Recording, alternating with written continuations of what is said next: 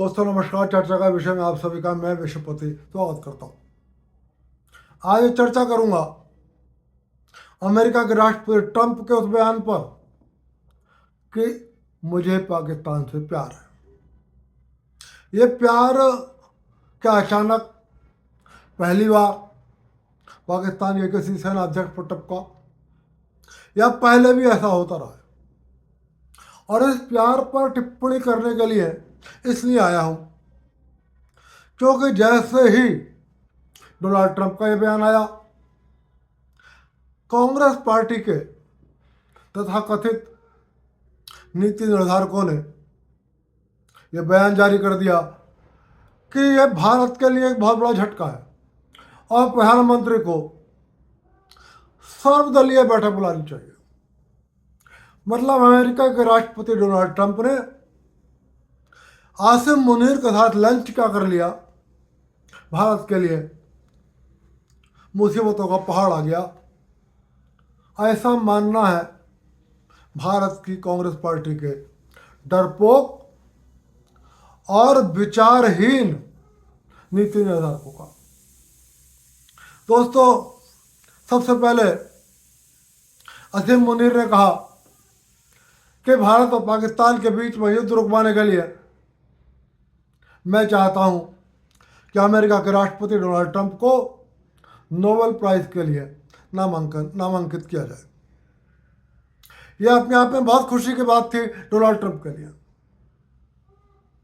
Nobel prize मेरा हमेशा से मानना रहा है, भले ही भारत के भी कुछ नेता उसको पाने के इच्छुक रहे हो, लेकिन वो पश्चिम के हितों के हिसाब से दिया जाता है।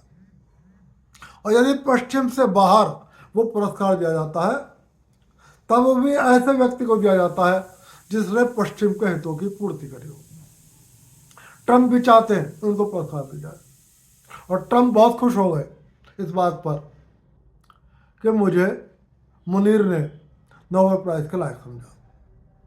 लेकिन डोनाल्ड ट्रंप ने सिर्फ इसलिए आसिम मुनीर को ट्रंप लंच पर नहीं बुलाया कि उन्होंने नोबेल प्राइज के लिए ट्रंप के नाम का सुझाव दिया। दोस्तों, इससे पहले भी पाकिस्तान के बहुत सारे सेना अध्यक्ष रहते रहे हैं जिन्हें अमेरिका ने समकक्षता का सिद्धांत एक तरफ रखकर अपने साथ खाने पर या अपने साथ मीटिंग में इन्वाइट किया।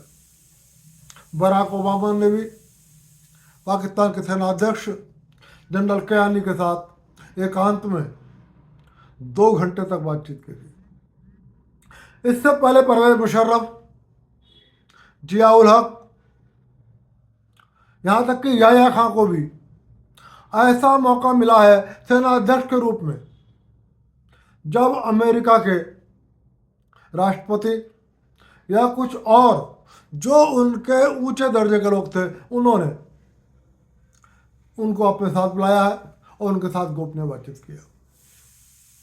दरअसल अमेरिका अच्छी तरीके से जानता है कि पाकिस्तान के अंदर राजनीतिक नेतृत्व के पास ऐसी रीढ़ नहीं है कि वो कठोर फैसले ले सके।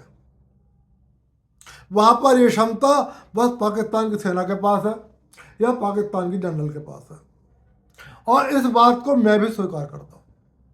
मेरा हमेशा से मानना रहा है कि भारत और पाकिस्तान के बीच दोस्ती तभी हो सकती है जब पाकिस्तान की सेना का अध्यक्ष ऐसा चाहता हो। वहाँ का प्रधानमंत्री कोई भी हो, चाहे इमरान खान हो और चाहे शहबाज शरीफ या कोई और, शांति उनकी मर्जी से नहीं हो सकती। तो अमेरिका ने की एक इस विशेषता की तारीफ करनी पड़ेगी। मैं तो इस बात की तारीफ ही करूंगा कि उन्होंने अमेरिका के हितों को ध्यान में रखकर सिद्धांतों को एक तरफ उठा के रख दिया, और जब उनको लगता है कि अमेरिका के हित पाकिस्तान के जनरल को लंच पर बुलाने से या डिनर पर बुलाने से या उसको सम्मान देने से ही पूरे हो सकते हैं, तो पाकिस्तान के राजनीतिक नेतृत्व को उठाकर एक तरफ बैठा दो और पाकिस्तान के सेना अध्यक्ष से ही बात करो। इसमें कोई बुराई नहीं है। भारत ने कभी इस तरीके की नीति नहीं अपनाई और इसका भारत को हमेशा बहुत नुकसान हुआ, क्योंकि भारत में लंबे समय तक ऐसे लोग प्रधानमंत्री के पद पर बैठे रहे, ऐसे परिवारों का सत्ता पे कब्जा रहा, ऐसे राजनीतिक दलों का सत्ता पे कब्जा रहा जो कुछ तथाकथित अपने निजी विचारों को ध्यान में रखकर अपने सिद्धांत गढ़ लेते थे, लेकिन उन्होंने भारत के हितों को ध्यान में नहीं रखा। और इसीलिए भारत ने लंबे समय तक नस्ल भेद का आरोप लगाकर दक्षिण अफ्रीका और कुछ अफ्रीकी देशों से अपने संबंध रखे। यह आरोप लगाकर कि इन देशों में नस्लवाद है, ब्लैक एंड वाइट का झगड़ा है और इसलिए हम इन सरकारों से बात नहीं करेंगे। जबकि भारत ने नस्ल भेद का मुद्दा उठाते हुए भी यदि उन सरकारों से संबंध रखे होते तो भारत को बहुत फायदा होता। इसी तरीके से अतीत में इन लोगों ने, हालांकि इजराइल ने हमेशा हमारी मदद करी, चीन युद्ध से लेकर ऑपरेशन सिंदूर तक इजराइल हमेशा भारत के साथ खड़ा रहा। यदि भारत की सभी सरकारों ने इजराइल से अच्छे संबंध बनाए होते तो भारत सैन्य दृष्टि से बहुत मजबूत होता और इजराइल को भी बहुत फायदा होता। लेकिन भारत के राजनीतिक नेताओं ने, राजनीतिक परिवारों ने भारत के एक मजहब विशेष के लोगों को संतुष्ट करने के लिए दुनिया में एक मजहब विशेष के देशों को खुश करने के लिए ये कहा कि हम सेक्युलर हैं, मतलब देश के हितों को उठा कर रख दिया और सेक्युलर के नाम पर देश को नुकसान पहुंचाया। जबकि वो चाहते तो इजराइल से इसलिए बहुत अच्छे संबंध रख सकते थे क्योंकि उससे भारत को बहुत फायदा होना था। लेकिन मोदी सरकार और इससे पहले वाजपेयी जी की सरकार ने भी इस नीति में बदलाव किया और उन्होंने कहा हम सिद्धांतों को उठाते रहेंगे। यदि हमारे अफ्रीका से या हमारे इजराइल से किसी बात पर नाराजगी है तो वो हम कहते रहेंगे, लेकिन उस नाराजगी की वजह से हम संबंध ना रखें, ऐसा नहीं हो सकता। क्योंकि भारत के हित संबंध रखने में है तो हम संबंध रखेंगे और संबंध रखें। फिलहाल आज की मैं बातचीत को सिर्फ अमेरिका और ट्रंप के संदर्भ में सीमित रखूंगा। भारत के लिए इसका क्या प्रभाव है, पाकिस्तान के लिए क्या संकेत है, ईरान के लिए क्या संकेत है और इजराइल के लिए क्या संकेत है, बस इस पर चर्चा करूंगा। जो लोग ये कह रहे हैं, जयराम रमेश का बयान आया है कांग्रेस के नेता का कि ये भारत के लिए बहुत बड़ा खतरा है, मैं जयराम रमेश और कांग्रेस के नीति निर्धारक को कहना चाहता हूं, जब आपकी सरकारें दिल्ली के अंदर थी तब भी अमेरिका के राष्ट्रपति ने पाकिस्तान के जनरलों से मुलाकात करी है, कभी उनके साथ लंच कराए, कभी डिनर किया है और कभी एकांत में बातचीत की है।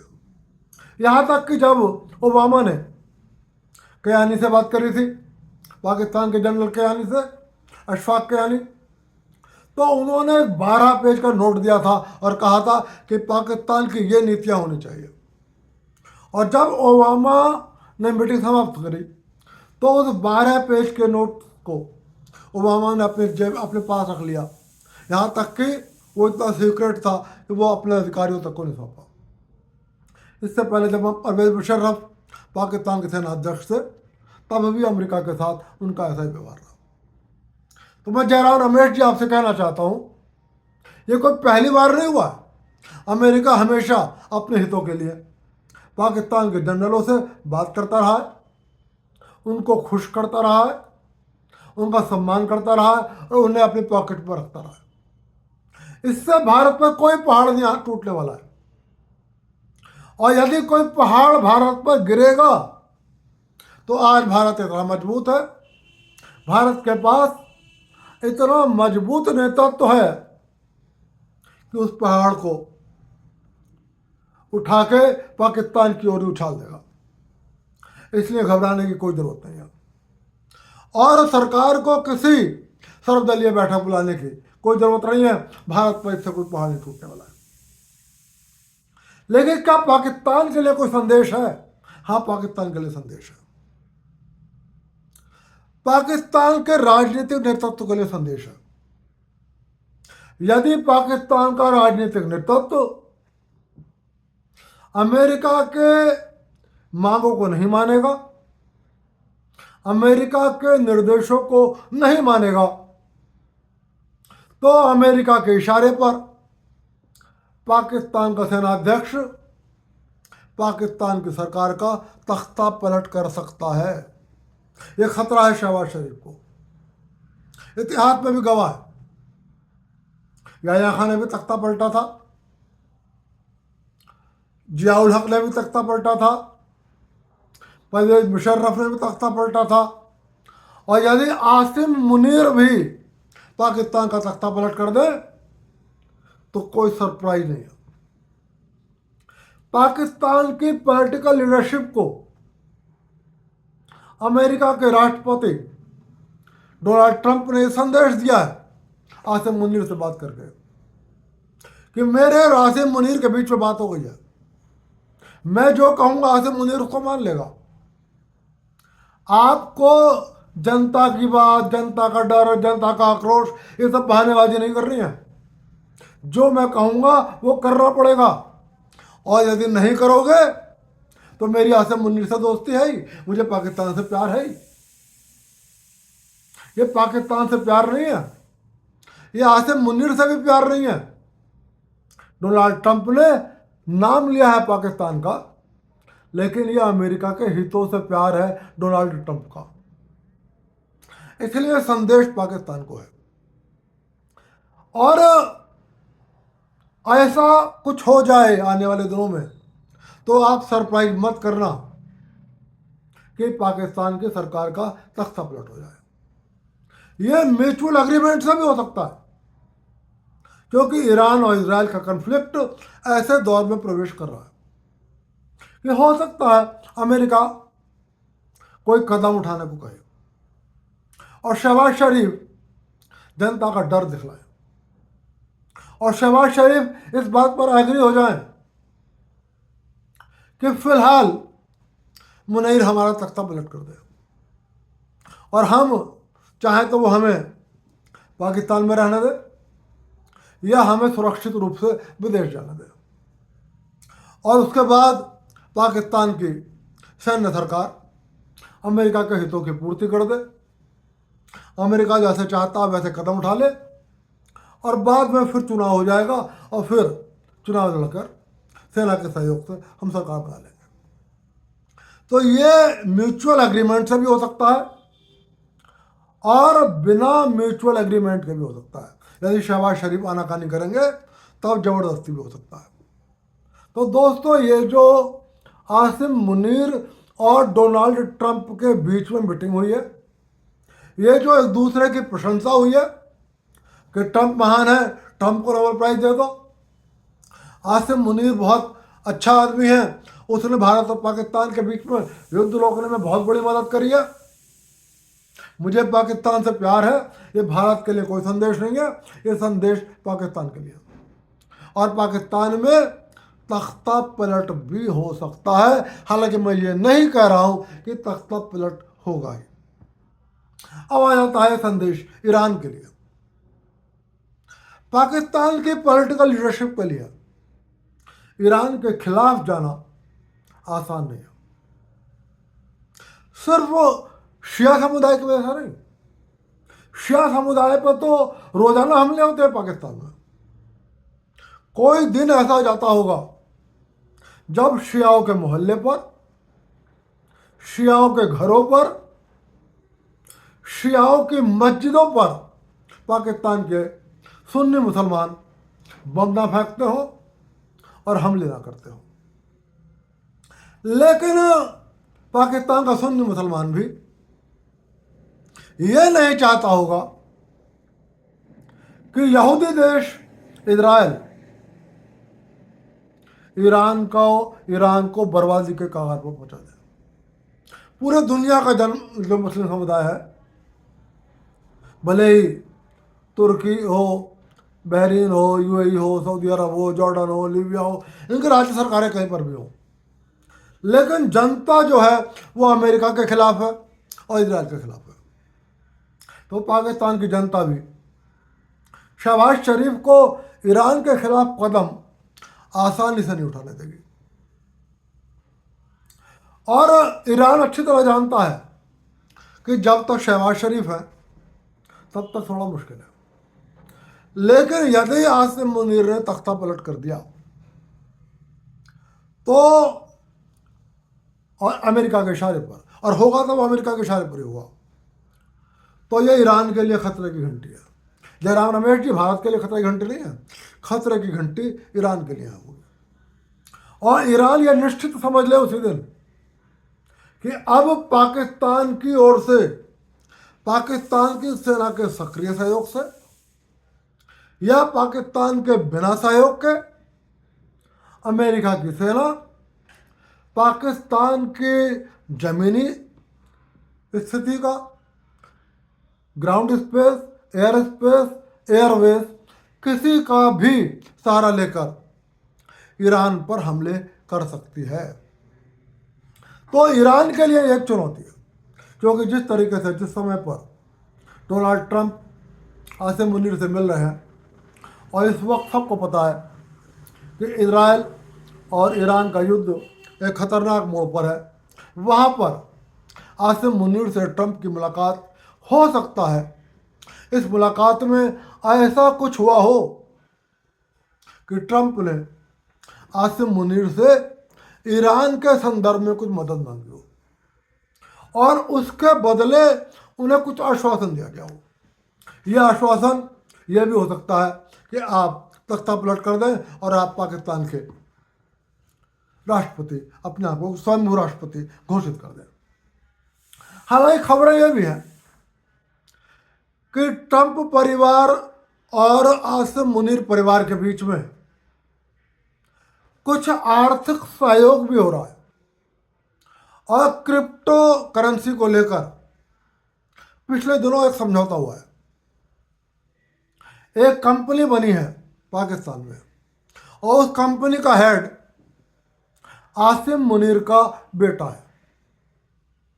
उस कंपनी में पार्टनर डोनाल्ड ट्रंप का बेटा भी है, और कहा जा रहा है कि दक्षिण एशिया का क्रिप्टो का एक बड़ा एक्सचेंज पाकिस्तान में स्थापित करने की योजना है। और आसिम मुनीर और ट्रंप परिवार क्रिप्टो करेंसी को लेकर एक आपसी उन्होंने कंपनी बनाई है, और हो सकता है आसिम मुनीर को इसीलिए डोनाल्ड ट्रंप ने बुलाया हो और इस बारे में भी कोई बात की हो। हालांकि मेरी संभावना है कि उन्होंने ईरान को लेकर ही बुलाया होगा आसिम मुनीर को।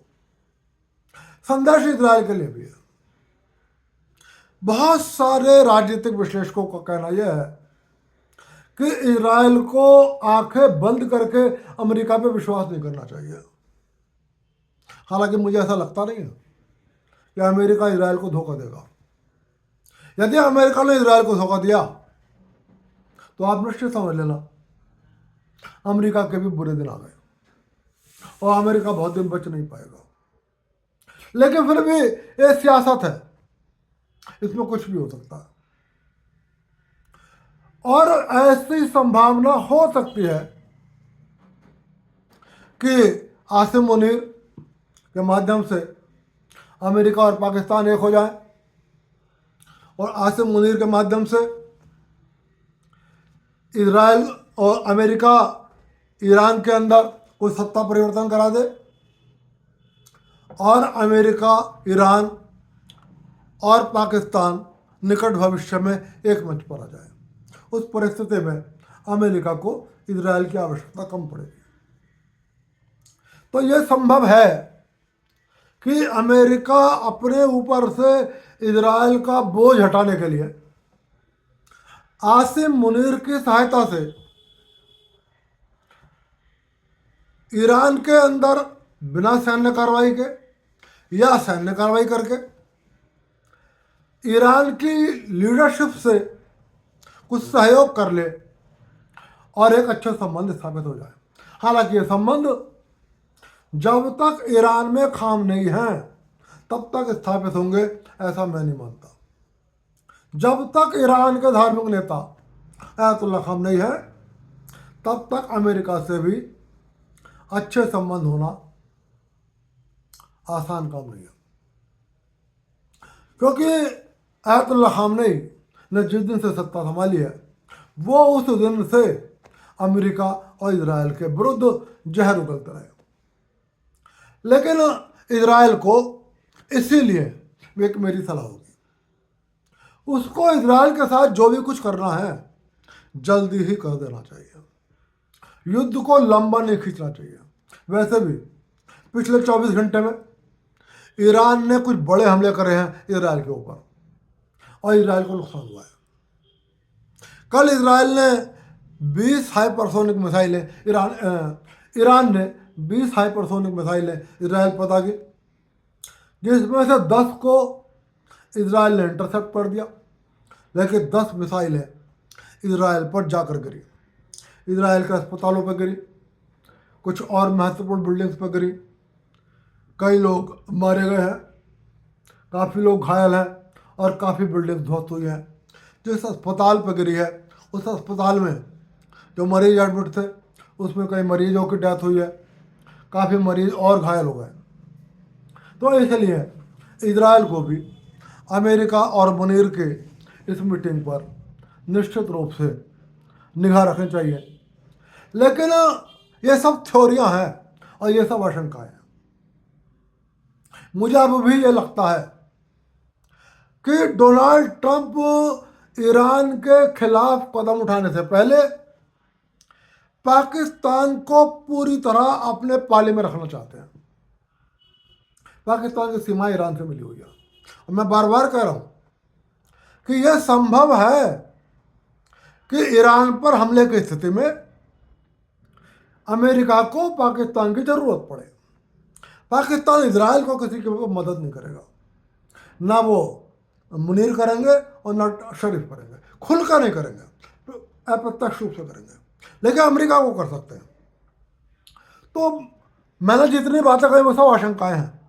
मेरा अपना ये मानना है कि ट्रंप किसी तरीके का रिस्क नहीं उठाना चाहते, वो बहुत जल्दी ही ईरान पर हमला करने की तैयारी कर रहे हैं और ईरान पर हमला करने से पहले अपनी पुख्ता तैयारी कर रहे हैं। पाकिस्तान एक महत्वपूर्ण देश है ईरान पर हमला करने के लिए और इसीलिए वो जानते हैं कि शहबाज शरीफ की हिम्मत नहीं है कि वो खुलकर अमेरिका की मदद कर दे ईरान के खिलाफ। लेकिन यदि पाकिस्तान का सेना अध्यक्ष कह देता है तो शरीफ बेखौफ मदद कर सकते हैं या आसिम मुनीर तक पलट करके अमेरिका की मदद कर सकते हैं। तो कम से कम मेरा ये मानना है कि ये जो ट्रंप के मन में शब्द आए हैं, मुझे पाकिस्तान से प्यार है, इसे खतरे की घंटी ईरान के लिए है और किसी के लिए नहीं है। और जहाँ नोबेल प्राइज़ का सवाल है, मैं नोबेल प्राइज़ को कभी बहुत महत्व नहीं देता। मेरा तो ये मानना है कि भारत के नेताओं को, वो किसी भी पार्टी के हो, यदि नोबेल प्राइज़ मिलता भी है या उनको आग्रह भी किया जाता है तो उन्हें ठुकरा देना चाहिए। दोस्तों, आज की बात चर्चा यहीं खत्म कर रहा हूँ और फिर मिलूँगा और फिर किसी विषय पर बात करूँगा। ईरान इजराइल युद्ध लगातार गंभीरता की ओर जा रहा है। कल परसों में फिर विशेष रूप से बैठूंगा और आपसे बात करूंगा और रोजाना की तरह आपसे निवेदन कर रहा हूँ, वीडियो पसंद आए लाइक कर देना, चैनल को सब्सक्राइब कर देना। आप सभी को विश्व पति का नमस्कार।